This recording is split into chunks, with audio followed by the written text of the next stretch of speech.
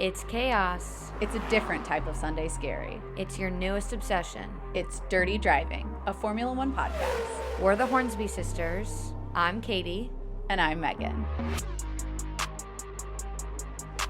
Hello, everyone. Welcome back. We're here.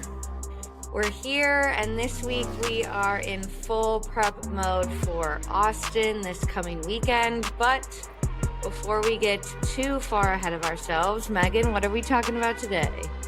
We're talking about our last team. It feels like we should have been done with the teams way a long time ago, but here we are, and we are covering our last team, Haas. So we're going to be talking about Kevin Magnussen, Mick Schumacher, and our BFF Gunther, and hopefully at some point my husband, which is so creepy to think about, but I'm so into it. Okay, do you want to get us started with Mick, Katie?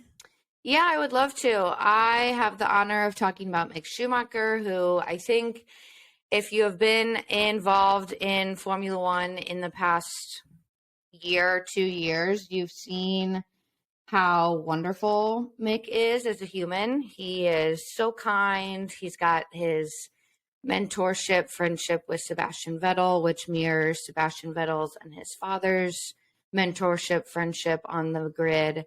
And I have just really enjoyed seeing him a part of the grid. I think a lot of people believe that he's there because of his last name, but hopefully after I talk about him a little bit, you'll see why he deserves to be on the grid. So, Mick Schumacher, he's the son of 7-time world champion Michael Schumacher and also nephew to Ralf Schumacher, who was also a former F1 driver. So, racing clearly runs in his blood. His mother, Karina, also, I didn't write down the specifics, but she has been a horse racer her whole life as well. So lots of competition in the blood, lots of racing in the blood. And Mick was actually with his father, Michael, when Michael suffered the life-threatening brain injuries in December 2013.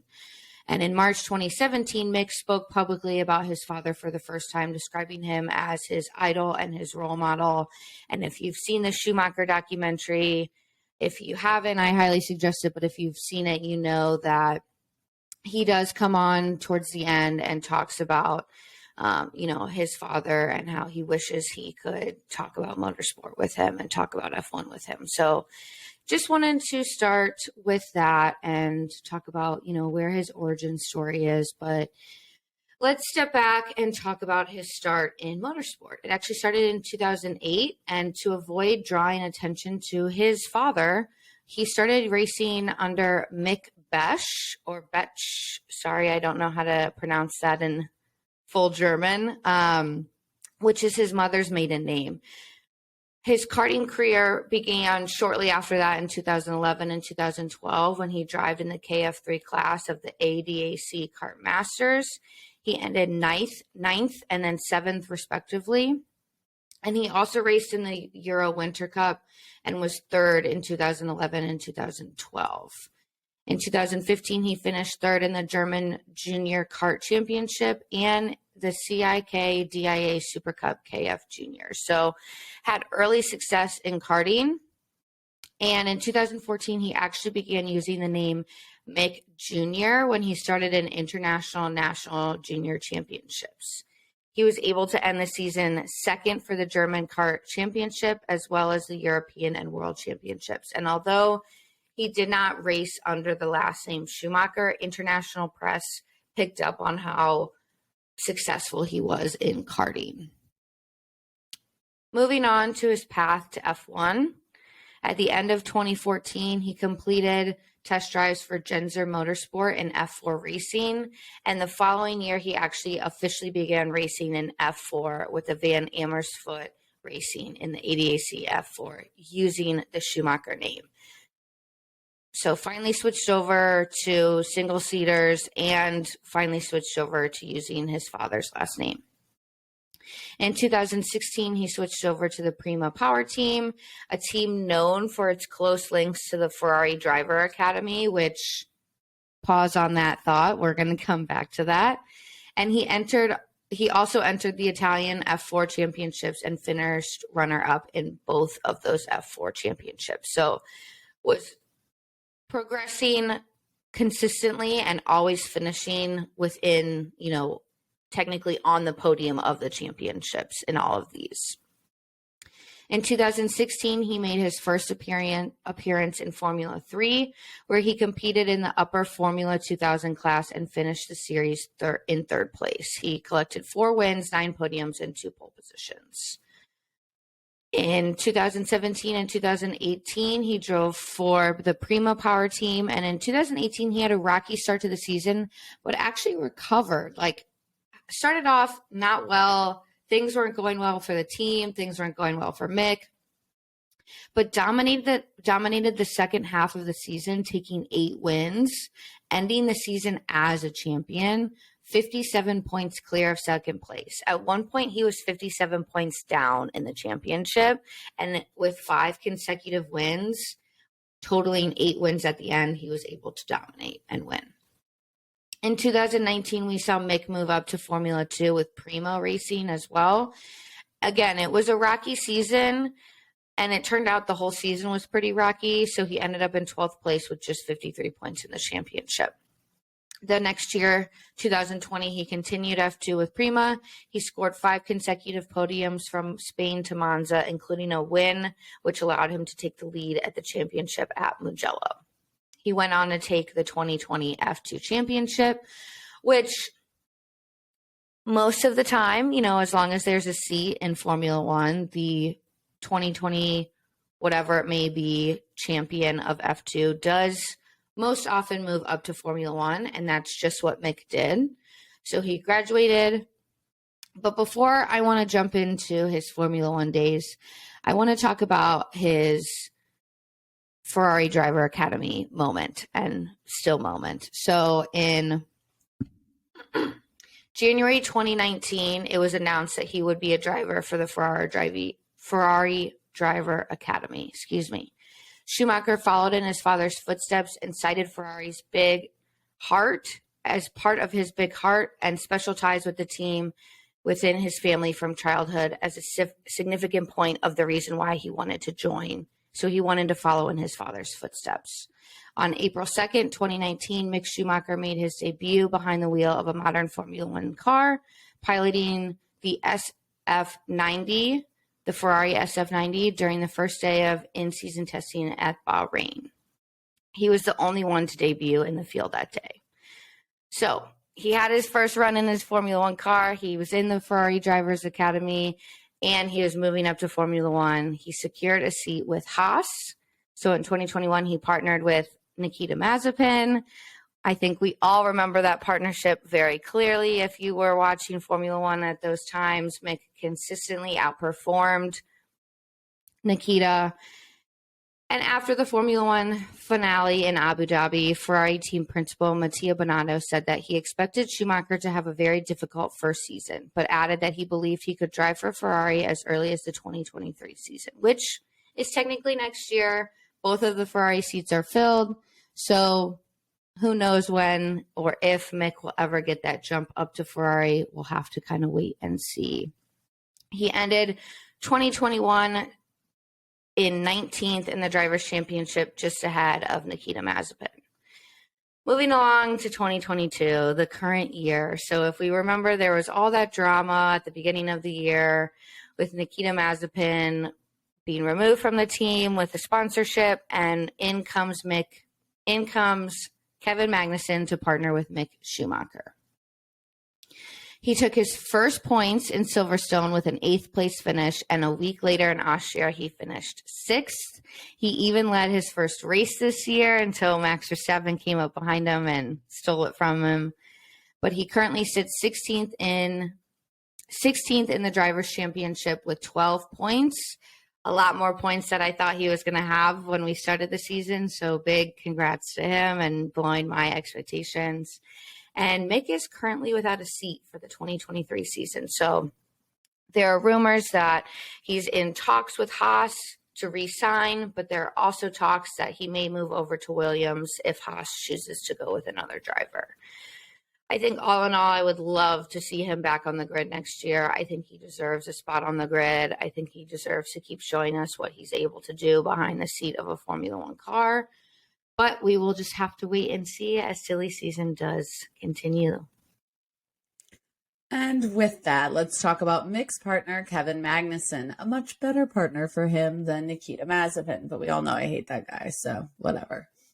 You really can't even like figure out what the fuck Nikita Mazepin's up to these days. Like his Instagram is so curated, it's disgusting. He also is one of those guys that's still posting pictures like at the club, like in the VIP area, and you're just like, this is cringy. He's a loser. You have so much money. Go take a picture somewhere way cooler. He posted one scuba diving that was creepy too. It's like, this could be anybody. I have no idea if it's you. But with that, let's talk about Kevin Magnussen, the man who replaced Nikita Mazepin, who's been around a lot longer than Mazepin, I was going to say has been in motorsport, which might be true. I don't know. I don't know when. I don't remember about Nikita. So Kevin Magnussen is our Danish driver who is literally only 2 years older than me. When I saw his birth date, I was like, no way. The dude looks like 36. Nope. He's 30. He might have just turned 31, so I guess he's like 2.5 years older than me. But Kevin this year has been known for getting out his pretty big elbows that have oftentimes been used aggressively on lap one. We've seen some touch and go moments. I can, off the top of my head, remember the moment where he and Lewis had some contact on lap one. But that's kind of what he's known for. It's not like you're going to get a clear, easy overtake on Magnussen in the first lap or ever. So it's definitely he's not a safe driver to overtake, not in terms of he's dangerous or reckless, just that he is a tough and strong racer and he is not going to back down easily. So let's take it back to Magnussen's beginnings. He actually followed a similar path in the lower ranks as his father. So it's interesting that Haas is made up of two drivers who are second generation Formula One drivers. He started in karting like literally everybody does. It's a requirement, but he quickly moved through the ranks and started racing across Europe, which is the normal testing, proving ground to show if you have the chops to even get a seat in a single seater. In 2008, he won Denmark's Formula Ford Championship. In 2009, he joined McLaren's Young Driver Program, where he spent 4 years a part of that program before they actually promoted him to the F1 squad. His father, Jan Magnussen, I'm not sure the correct pronunciation of that one, actually got a single start for McLaren back in 1995. He raced at the 1995 Pacific Grand Prix team for McLaren. So it made sense that Magnussen had joined their young drivers program and then would eventually make it into Formula One, which we'll talk about here in a second. In 2009, he was racing for the Formula Renault 2 series. He did the NEC series and the Euro Cup series with Motor Park Academy. And then in 2010, he actually moved to German Formula 3, where he won Rookie of the Year with 3 wins, 8 podiums, and a third place finish in the championship. In 2011, he moved into the British Formula 3 Championship Series with Carlin. Then he moved to Formula Renault 3.5 for Carlin before he switched to Dams. I quickly went through all of that because it's really what happened in 2013 when he was racing for Dams that proved that he had what it took to be on the grid. It was a dominant winning campaign. He won 5 wins. He had 13 podium finishes out of 17 opportunities. He got his second opportunity to race for McLaren that year. His first was a year previous in 2012. And that was really critical because it allowed him to be promoted to the McLaren squad. So in 2014, he started driving. He debuted on the grid. And then at Albert Park, he started on the second row, which is wild to think about, in fact. He took P2 at that race after he capitalized when Lewis struggled and Ricardo was actually disqualified after he failed his post-race technical inspection. So at Albert Park in 2014, Kevin Magnussen was on the podium. He was P2. He celebrated P3, was upgraded to P2, and it was his first podium, his only podium, and he was the first Dane to actually claim a podium in F1. So that's pretty cool. Unfortunately for McLaren and unfortunately for Magnussen that year, that was the only podium that they were able to take, and they really, really struggled that year. In 2015, he was replaced by Fernando Alonso for the driver's seat, but he was kept on reserve. Interesting, though, Magnussen ended up racing in Australia again because Fernando Alonso actually suffered a pre-season testing crash. So he was demoted to reserve driver, and then they were like, bring, Alonso can't race. You're going to have to show up in Austria and race. So weird little dynamic there at McLaren. But eventually, after that, he would spend the rest of the season, I said on the bench, but that's not exactly what you say for drivers. I guess so. They sometimes sit on the pit wall. I don't know. I don't know what the equivalent to riding the bench is in F1. I'll have to think about that. In 2016, he moved to Renault, where he was actually partnered with Jolyon Palmer, which is weird because I feel like I spend a lot of time with Jolyon Palmer these days on Sundays, actually all weekend with him commentating for us. But that year, they just weren't competitive at all. It was due to the car being very, very, very uncompetitive, and it was a struggle. But in 2017, he would make the move to Haas, which is what we're going to focus on today. 2017, their first season was good. They had 5 10th-place finishes with their best finish 7th in Baku. 2018, Magnussen had a career best 9th-place finish in the championship with 56 points and 11 top 10 finishes. He had 2 P5 finishes. 2019 and 2020 were definitely a challenge. We know that for Haas. I'm going to talk about it a little bit here in a second, but really it was a struggle. The team was just not on it. They had a Ferrari power unit that just wasn't good. They just couldn't make anything click, couldn't make anything work when he left the team and was replaced by Nikita Mazepin. Ultimately, I think this was definitely the wrong choice for Haas in the long run, but I think it was probably the best choice for Magnussen because in 2021, he spent the year racing an Indian sports car. He actually was a race winner at IMSA Sports Car Championship with Chip Ganassi Racing. He debuted at the 24-hour Le Mans, competing for the high class racing in the LMP2 category alongside his father. And then he had a one-off IndyCar race for McLaren, Aero McLaren SP at Road America. So it was probably, in his case, the best case scenario because, hey, look, I'm just going to go race some more cars. And when you get tired of Nikita, I'll slot back in. I don't think he was thinking that way. I think he figured out, or he thought his F1 career was over. I think when all of us saw how horrible Nikita Mazepin was, we thought that there was a chance that he would go away and that seat would be open. I don't really know if any of us were like, yep, it'll be KMag, but I'm happy it is KMag. So 2022, he returned to Haas. He got the call up middle of practice ahead of Bahrain practice. The car logos were removed in Barcelona. He shows up in Bahrain, having not raced in an F1 car, and of course complained about his shoulders and his neck. But it was very clear for Haas that he was the decision. When they were going through this whole turmoil with Nikita at the beginning of the year, Gunther Steiner was pretty clear that Magnussen was the straightforward decision for them. He had raced for Haas before. He knew the team. He was a seasoned driver. And ultimately, it was, Gunther said, Kevin was a clear component in our previous successes, not least when we both scored our best finishes in F1 back in 2018. So for Haas, it was a clear decision. But Katie, this is kind of a discussion. I think it's interesting to talk about. In hindsight, what do we think of this decision? Because I remember in the moment, we all felt like this announcement was a little odd. But now that we look back, what are your thoughts? Yeah, I remember myself being shocked and confused and, do I dare say, disappointed that it was KMag? Like, I just feel, we all know silly season is upon us, that the driver market is vast. There's so many options. There's so many choices. And to return to someone who was on the team previously, who was showing great results, but was in a time period where the team was struggling, I was a little worried that KMag was going to come back, the team was going to not do so well again, and we were going to be faced with another like Kevin Roman duo.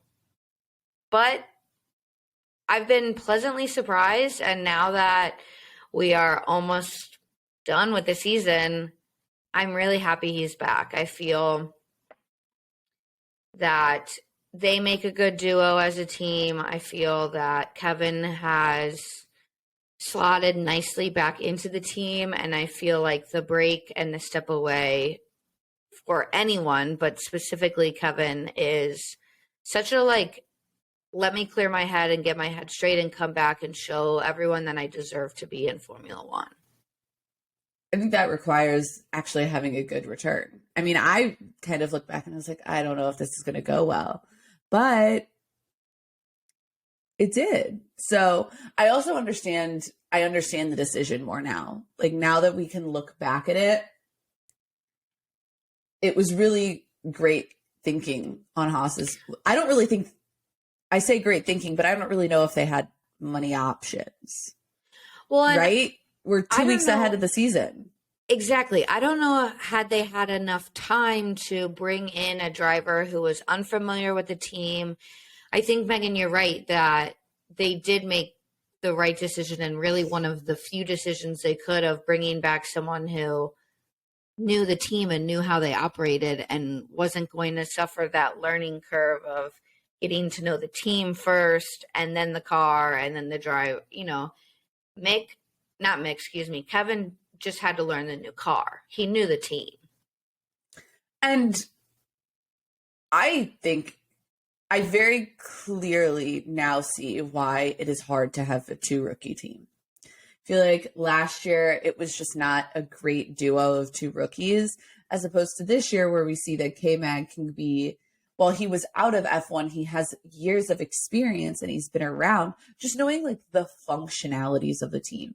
I can't imagine how hard it would be to just slot into this team of hundreds of people and not know the lay of the land. Like that's the biggest part when going to a new job, is like, who do I ask for this? Where do I go for that? How do I manage when I screw up? Who do I need to talk to when I screw up? Like having a good duo, a solid duo of veteran with experience and a rookie, I think is the only, and if the best option for teams. And so it does not surprise me that KMag joined the team. Granted, they have a better car this year.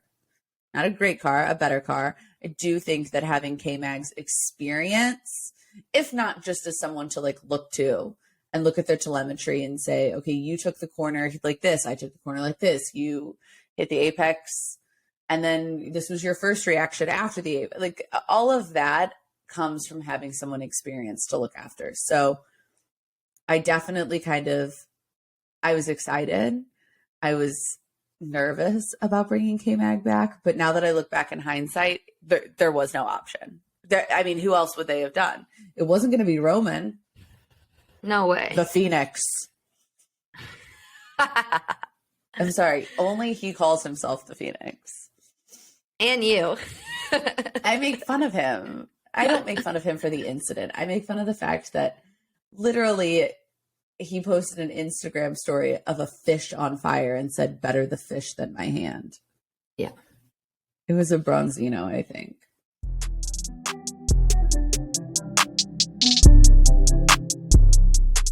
This podcast is brought to you by Racing Thread, Formula One clothing for any occasion. Their clothing features subtle, evocative, embroidered designs for your favorite F1 moments. From Ricardo's Monza shoey to Sebastian's Australian scooter ride. From Lewis's Brazilian comeback to Carlando's round of golf. Whether you're out to dinner with friends, watching the race at home, or cheering in the grandstands, gone are the embarrassing sponsor logos. Instead, Racing Thread is F1 clothing you are comfortable wearing anywhere. Right now, Dirty Driving listeners can get 15% off Racing Thread's entire range of t-shirts, sweatshirts, and polos using the code Dirty Driving. That's Dirty Driving, all capitals, no spaces, for 15% off their entire clothing range. Head over to racingthread.com to shop F1 racewear for anywhere.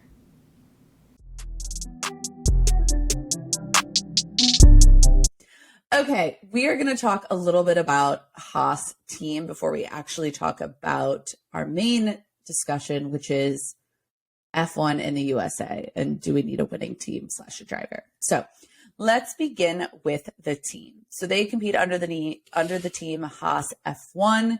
They do have a technical agreement with Ferrari, which we are going to talk about here shortly. The team was established by previous NASCAR team owner Gene Haas in April of 2014. They were the first American constructor to submit for U.S. entry into Formula One since the failed US F1 project in 2010. If you haven't learned about that, go read about it. It was fascinating. They are the first American constructor to compete since the unrelated Haas Lola outfit that raced in 1985 and 1986. Yes, it does not fall on me how very strange it is that there have been 2 U.S. teams with the name Haas and they're not related. The Haas Lola outfit was owned by former McLaren boss Teddy Meyer and Carl Haas, who is literally unrelated to Gene Haas. I did not know that the name Haas was so popular. I don't actually think it is. Who is Gene Haas? That is very interesting because I feel like we talk about him like he's kind of like a mythical person in the grid. We don't often see him. We see him in Drive to Survive a lot, which don't worry, I will talk about here in a second. So Gene Haas is the owner of Haas Automation, which is the largest CNC machine tool builder in North America. Did I feel like an idiot when I have said that at least 100 times since I became an F1 fan and I was talking to people about Haas and I never fucking knew what that meant? So I Googled it. CNC are computer numerical control machines. No idea what that is when I saw that. So I did a little I went a little deeper. Basically, they take data, a computer, a CAM program to control, automate, or monitor the movements of a machine. So it can be like a router, a welder, a water jet cutter, sheet metal stamping machine. It could be a robot. Like there's tons of different machines that they manufacture. He actually has a lot of patents. I'll talk about that in a second. But what's so interesting is like, why would this company be involved in motorsport? And then I realized those machines are probably fucking everywhere. Everywhere. Everywhere. Literally everywhere. I was kind of like, that was a dumb question to even ask myself. As we become more and more automated, it makes sense that these machines are literally everywhere. So let's take it back to his foundings. He went to school, he got an engineering degree. In 1978, he founded Pro Turn Engineering, which was a small machine shop in Sun Valley, California, where he actually like worked side by side with 2 employees. There is a reason I'm going down this rabbit hole. I'm going to get to it. Just wait. So he worked side with 2 employees when he actually was focused on electronics and aerospace industries. He developed a fully automated or fully programmable machine to boost productivity in his own shop. And then he basically took that, brought it to the industry and was like completely like, people are like, this is amazing. And we're shocked at how economical and reliable the machine called the Haas 5C indexer was. So essentially that, that welcoming into the community formed the company that is Haas Automation, which was officially born in 1983. He developed another machine. He gained notoriety. That's where he got all of his money. Nice. That's important. That's where he got all of his money. Today, so that's back in 1983. So today, Haas products are sold through a worldwide network of more than 170 Haas factory outlets in 80 countries that all got their start back in Sun Valley, California, in a shop with 3 employees, and they designed a very reliable machine that basically the market was like, or I guess not the market, the machine tool industry was like, yes, please, this is cheaper and more reliable. So it goes to show you that you can make a lot of money in an industry that most people probably don't know anything about. So, like I said, he's killing it. That's where he gets all of his money from. He founded Haas. He's the founder of Haas Automation. He serves as the president, but his primary role is still to head up the engineering department. So he has not moved outside of that original love the original reason that the company even exists. And about 95% of all of their new designs specifically originate from him himself. One of those machines that had to have originated from him and goes into kind of the connection to his motorsport is that in 2007, Haas built the wind shear, which is one of the most advanced wind tunnels in the world. It actually opened up to its first customer, a Formula One team, back in September of 2008. What's interesting about this wind tunnel is that it's a rolling road. So basically a full-size car is strapped in onto like a massive treadmill with like a stainless steel belt that moves, and it actually stimulates the dynamics of a car on a racetrack, which is unlike the fixed floor tunnels, which we've talked about a lot, because oftentimes a fixed floor tunnel, I don't know if the wind shear would have been better on this. I can't say that for a fact. The big reason no one knew about porpoising was because they were in fixed floor tunnels. So it's interesting that he designed this one that was a rolling road. It is the first wind tunnel of its kind in North America, and it's only the third rolling wind tunnel of its scale in existence. So it's available for hire by motorsport teams and automotive manufacturers. So NASCAR, IndyCar, NHRA teams utilize it. So does the United States Council for Automotive Research, which is interesting. So that he took his engineering background, morphed it into sports, and created, arguably one of the greatest wind tunnels ever. He has always loved motorsports, but he is the official sponsor, or was originally the official sponsor of Hendrick Motorsports. So Gene Haas uses NASCAR and Formula One as his advertising. Because it's not like you drive down the highway, if you're in America, and see signs for Haas Automation. Instead, their marketing dollars are spent on owning and using the team as moving billboards for his company. So he started owning his first NASCAR team, Haas CNC Racing, in 2003. And then in 2009, Tony Stewart joined the team as a co-owner and a lead driver, and they renamed it to Stewart Haas Racing. They actually won 2 NASCAR titles, in 2011 for Tony Stewart and 2014 for Kevin Harvick. So it's really fascinating to me. And I'm kind of surprised that, well, I guess you have to have the money. I was going to say more companies haven't gone down this path, but I think the key is the money, and Gene Haas has it because he has A, so many patents, and B, really gotten into the niche in automation really before automation was like cool, because he started it back in like 1978. So let's talk about Haas F1 team. He announced it that he had every intention of joining the grid in 2014. The plan was that they were going to debut at the start of the 2015 season, but they actually decided to delay that and wait till the 2016 season. They did 3 important things to join, 3 key things that allowed them. They hired Gunther Steiner. We're going to talk about him in a minute because I love me some Gunther. He's also had like every job in motorsport. I feel like by the time you get to being a team principal, you've done almost every job. You've done it all. So first they hired Gunther Steiner. Then they commissioned a chassis from Dallara. Then they signed an agreement with Ferrari. Not in that order. I don't think that was the exact order that it went in, but it is important that they did all of those 3 things. All of them are important, but I would argue that the most important was that they signed that agreement with Ferrari for engines, and all that means when you are entangled with an engine manufacturer. We've seen a lot of the conversation around this Ferrari relationship throughout the years. We've seen it a lot this year over drivers. A big reason why Schumacher is essentially out of a seat, essentially and potentially, we'll say both, is that he's ended his contract as a Ferrari driver. He ended his contract with the Ferrari Driver Academy. And because Haas has Ferrari engines in both of their cars, one of their drivers kind of needs to be in the Ferrari Driver Academy as a kind kind of like a proving ground to potentially move into Alfa Romeo and then move to Ferrari. A little like similar in concept as to what Mercedes does with Williams, in a sense.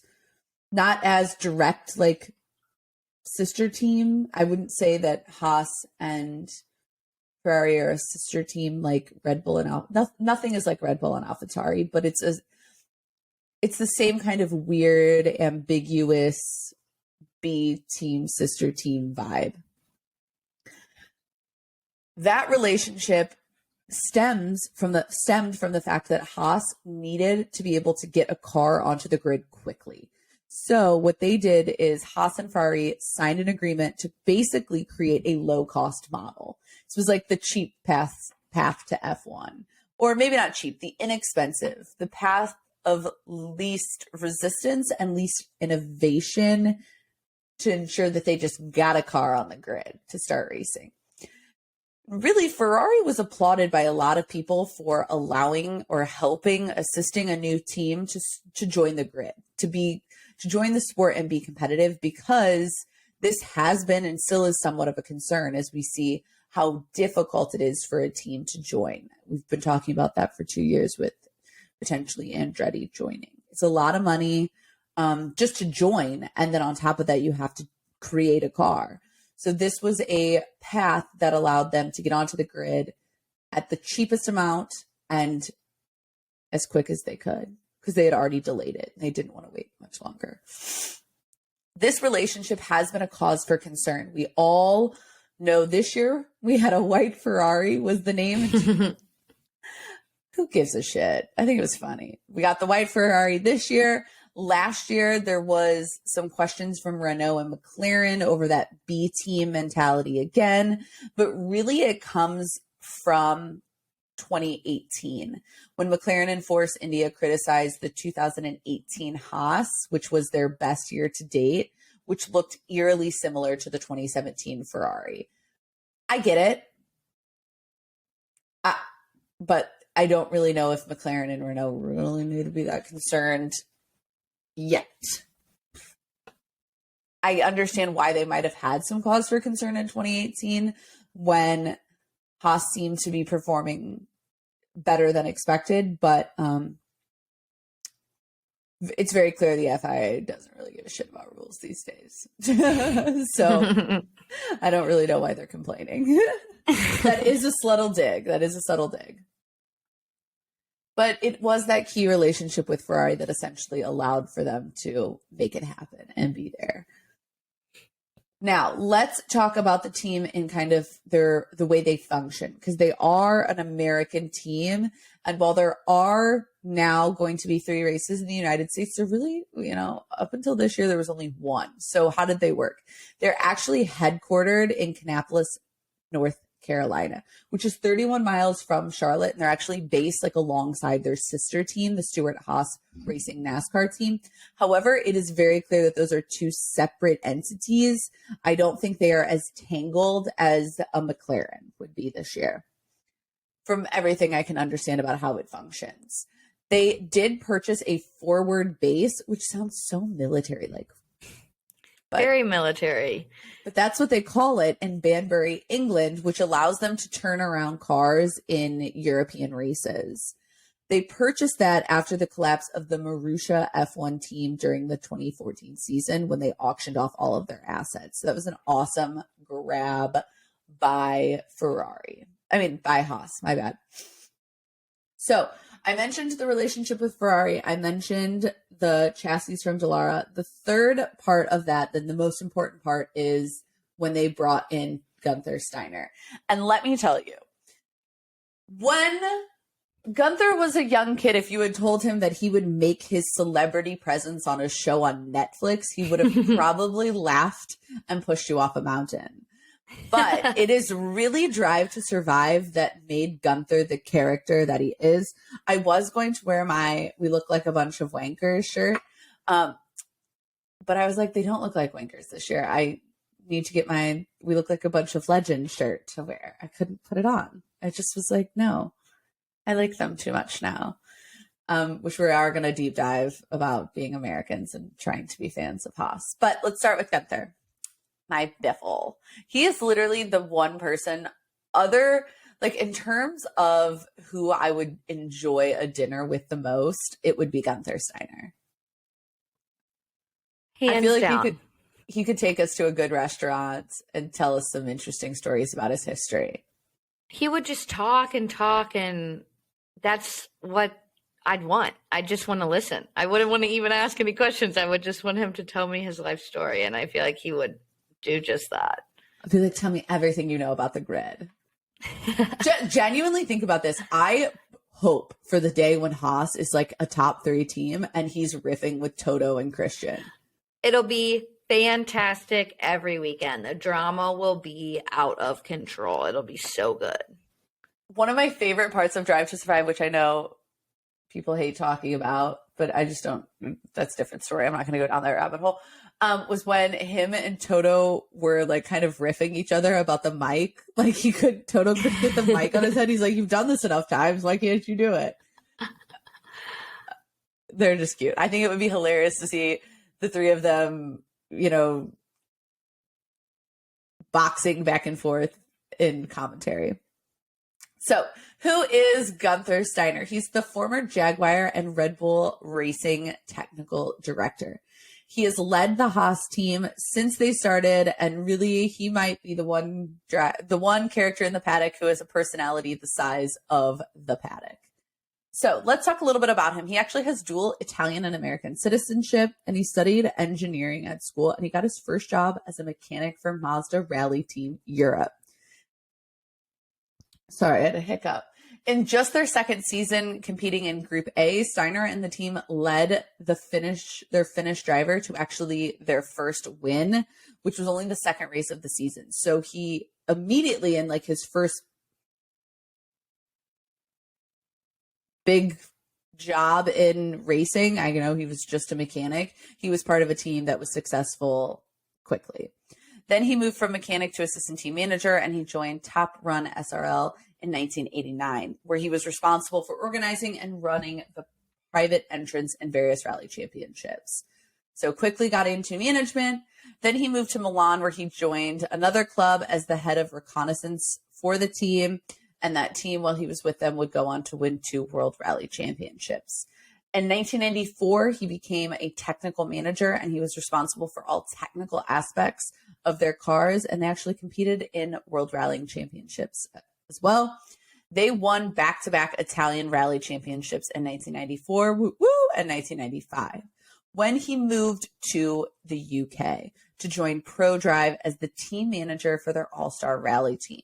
So again, he's just moving, taking better. I think the goal in this is just like bopping around to better teams and moving up the ladder. Maybe not better teams, but higher ranked series. In 2001, M Sport Ford Focus Teams was led by Steiner, and they finished second in the Manufacturer World Championship. And after that season, Steiner's talent caught the eye of Niki Lauda, who recruited him to join Jaguar Racing as the team's managing director. So all of those positions previous to his time at M Sport Ford Focus was a requirement for him to get the job at Ford Focus. And then it was his results in that season that allowed for him to be tapped to become the team's managing director for the Jaguar team. So those are kind of like key little building blocks in his history, and also kind of lead to why it makes sense for him to be a logical choice for Haas starting out.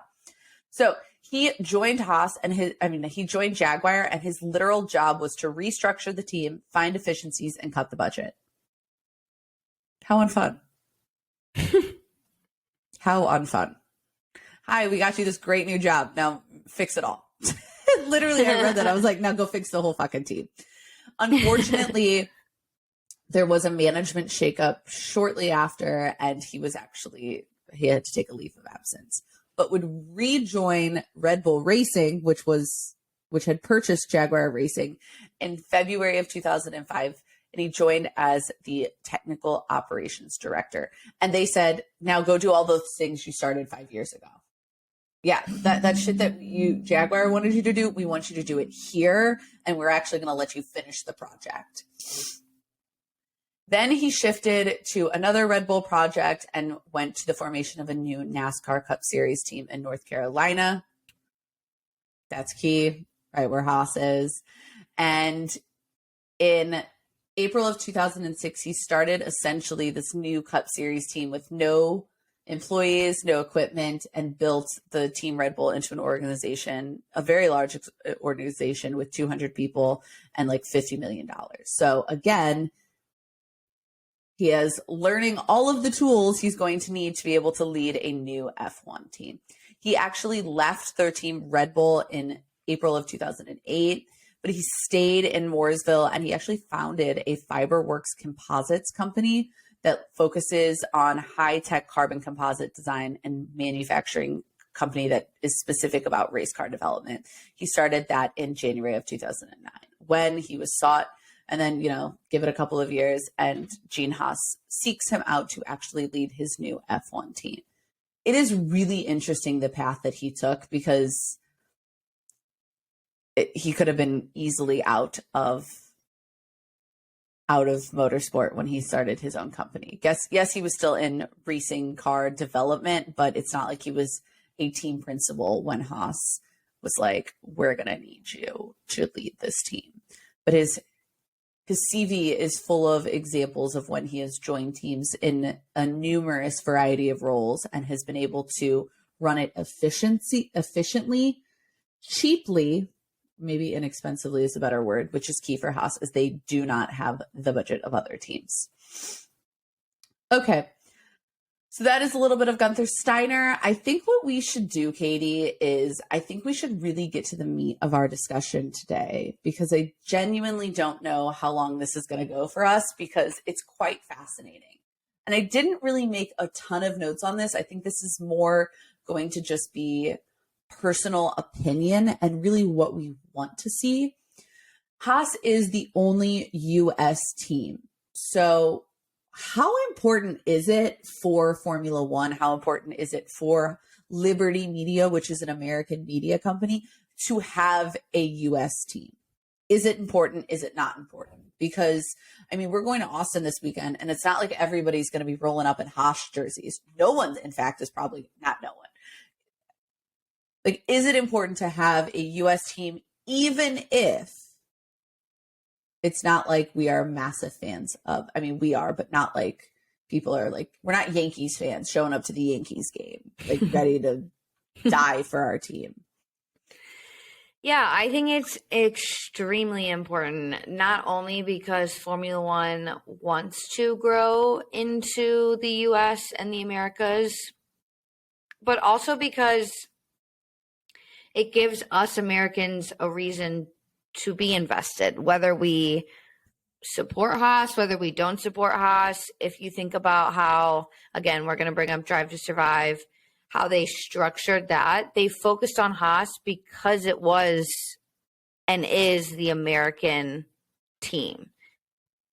I think had we had a more, or, one day if we do have a more successful American Formula One team, I think that's when we'll see that Yankee or Cardinals, or I'm trying to think of other like diehard Green Bay Packers, those cheeseheads are like cheeseheads. The Bills Mafia. Bills Mafia.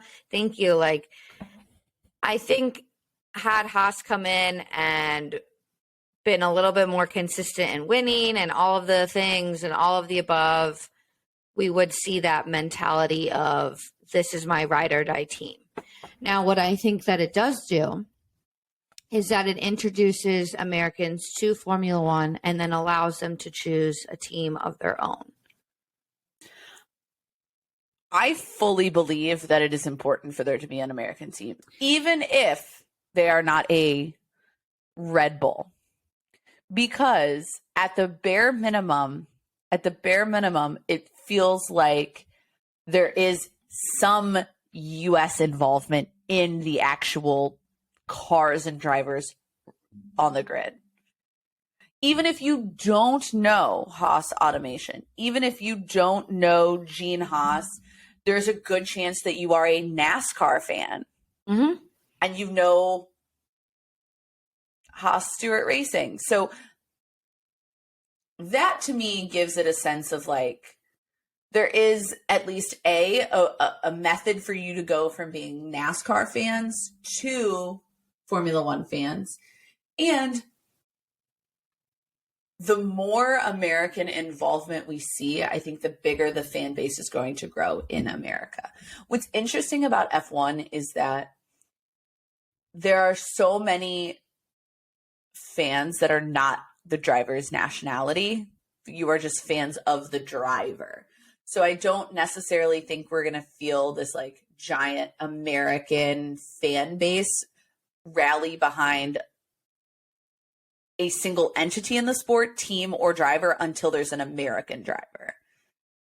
And then the US patriotism is going to show up. I do fully believe that it has been good to see Haas being more successful this year. Agreed. They showed up this season. Magnussen was P5 and Schumacher was P11 in Bahrain. That was the first top 10 finish since the Nürburgring in 2020. Okay, don't even make fun. Like anybody out there laughing at me for doing that, it is very early in the morning. You try to say that before you've had caffeine. It was more, they scored more points in Bahrain in one weekend than they scored in 2 years. They're showing out. Yes, they're only 8th, but they have 34 points. They're tied with AlphaTauri, which has the backing of Mother Red Bull. Which, I know this isn't an AlphaTauri episode, but since you brought them up, I can say that for AlphaTauri to be tied with Haas, like Haas is doing something right. Exactly. And yes, exactly. They're doing something right. If you're tied with AlphaTauri, if your team, if your second-year driver and your driver that's returning is competing against your Pierre Gasly and your other second-year driver, and they're tied, then you're doing something right. Absolutely. So yes, I think if they were a top 3 team, we'd see a lot of support for them. Obviously, the higher you move up the grid, the more support you get. But I will say that, I mean, the beginning of the season when we were going to Trace Eckes, there were people in Haas shirts. I wish their merch would be a little bit better because then I would have bought a shirt for the US Grand Prix. I'm sorry. Honestly, Katie, we should become Haas fans. It's a giant H. Hornsby. Haas. We're idiots. We're literal idiots. We just figured this out. I'm so sorry. I know the alphabet. But I will say that when we were in Canada flying home, there were 2 people in Haas shirts on the plane. I don't know if it says something that they didn't wear them to the track and they wore them in the airport, but we're not going to go down that rabbit hole. But they've bought the gear. They're fans. Like, I don't have a Haas shirt. I have an AlphaTauri shirt. Do I want a Haas shirt? Yes. Was the merch this year not great? Yes, I completely agree with you, Megan. But let me say this too. The Haas merch is the cheapest merch that you can buy for a Formula One team. Like, whether it's online, fact check me a little about the online, but for sure at the Grand Prix, it is the cheapest merch you can buy. Maybe that's because they're at the back of the grid, but I really think that's because they price it to be attainable, to be attainable by all, to be attainable by us Americans, to be attainable by other nationalities coming to the Formula One races and seeing, oh, the Haas baseball cap is only $50 compared to the Mercedes, Red Bull, etc. That's $80. Let me just throw one of those in with my order. It is smart. It is very smart for them to make it a cheaper price point. I think, like I've said, like Katie and I have said multiple times this episode, we should really pay attention to how much Haas gear we see at the track this weekend, because I can flat out tell you, I want this team to be successful. Bare minimum, I want them to be a midfield team because of a lot of reasons. But the biggest one for me is that I want more people involved in the sport. I don't care how you Amen. join. Are you a Drive to Survive fan? Are you a Max Verstappen fan? Some of you I have some issues with. You just need to be good people. But if having a successful American team is what allows for more people to want to watch the sport, I'm all for it.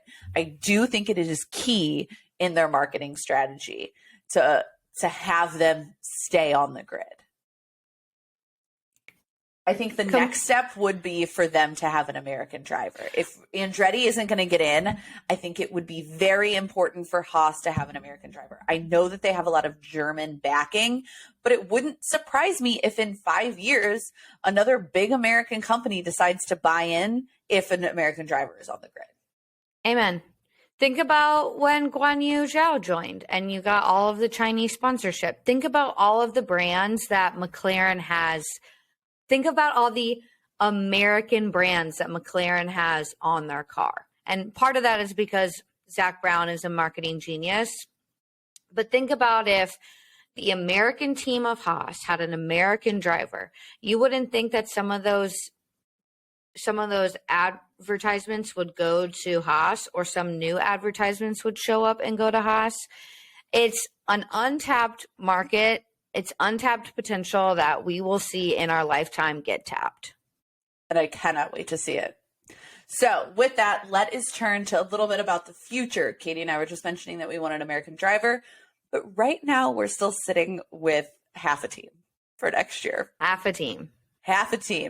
We have one of the two drivers. It is confirmed that KMag will be racing with them through next season. But where does that leave Mick's seat?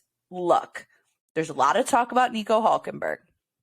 There is a little talk about Daniel Ricciardo. That is just not going to happen. He's too expensive. In fact, Gunther Steiner said about Mick, he costs us a lot to pay him to be our driver, and he costs the team a lot in crashes. So it's definitely clear that they're going to be looking, if it's not Mick, I think they're going to be looking for someone who is cost effective.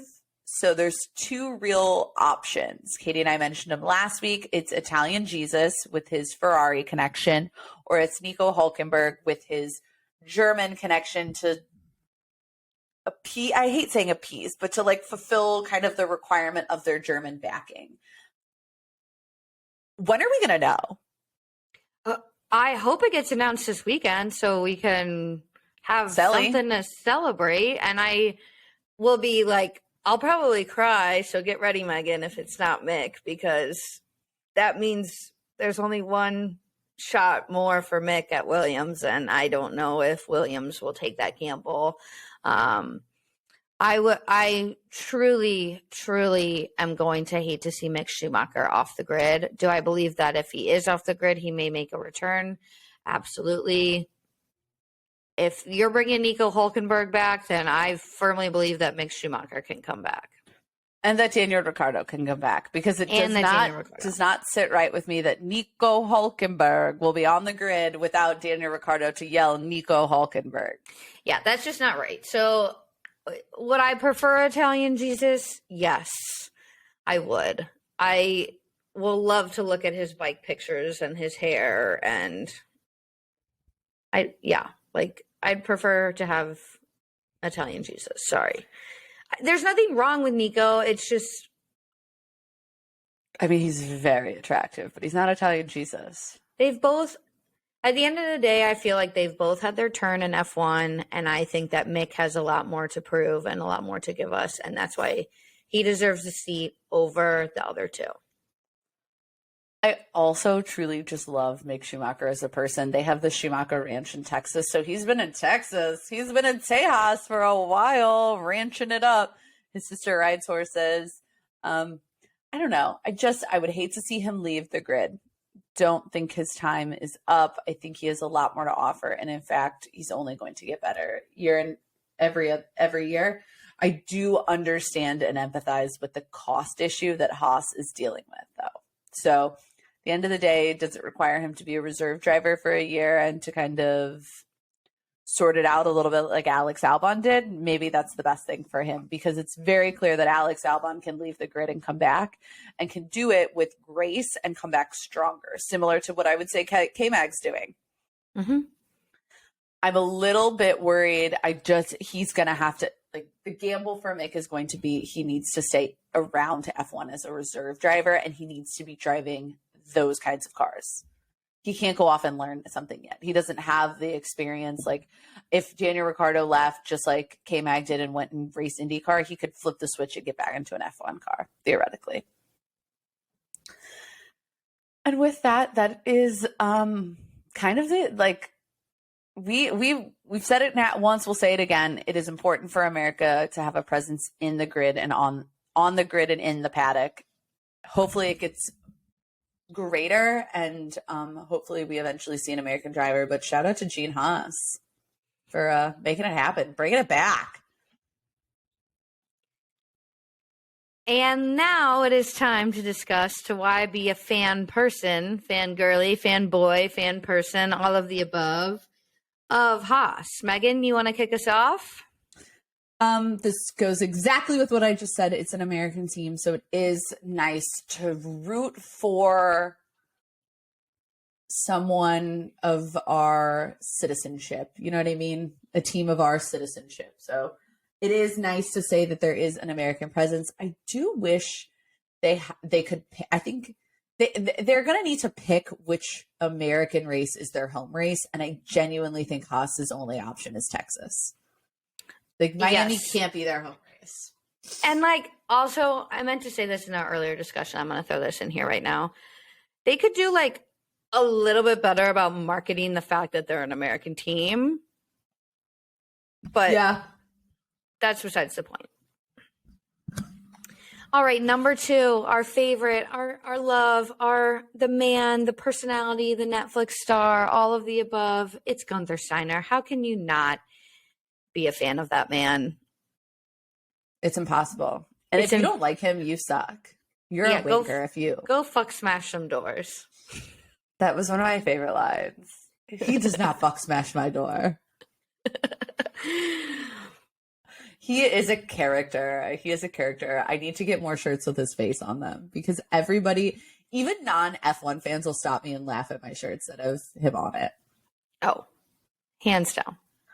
Okay, number 3 is we want them to be successful. They're the team we are rooting for. They're the underdog team that we want to find greatness. Like, you will not catch me cheering for, like, Williams to be the best. No, that's shitty. I do cheer for them. Maybe I cheer for all the teams. I kind of do. I do. That really too. didn't work.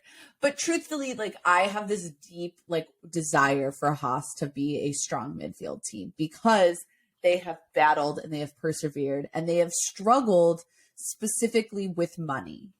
And to me, it is unfortunate that that is, like, the gatekeeper of them finding success. And last but certainly not least, we love Mick. We love him. He's a great personality. He's a great man. I love seeing him interact with Sebastian Vettel on the grid, and it will be sad if we lose both of them next year.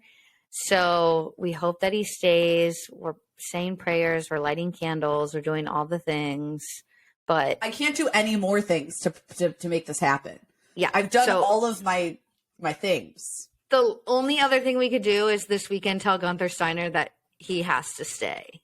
If I see Gunther Steiner in the track walk, I'm going to be like, if you lose Mick, you lose me. You lose me.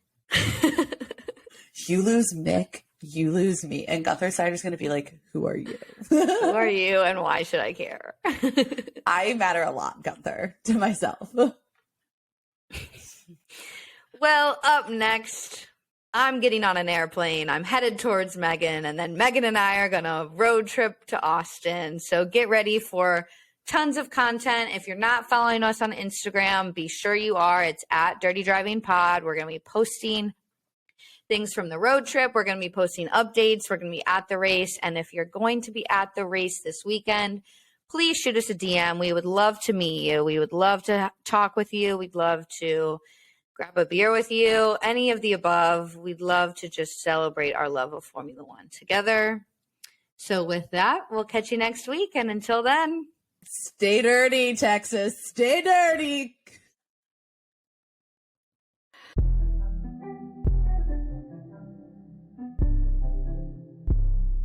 Thank you so much for listening to another episode. Don't forget to subscribe and follow us at Dirty Driving Pod on Twitter and Instagram.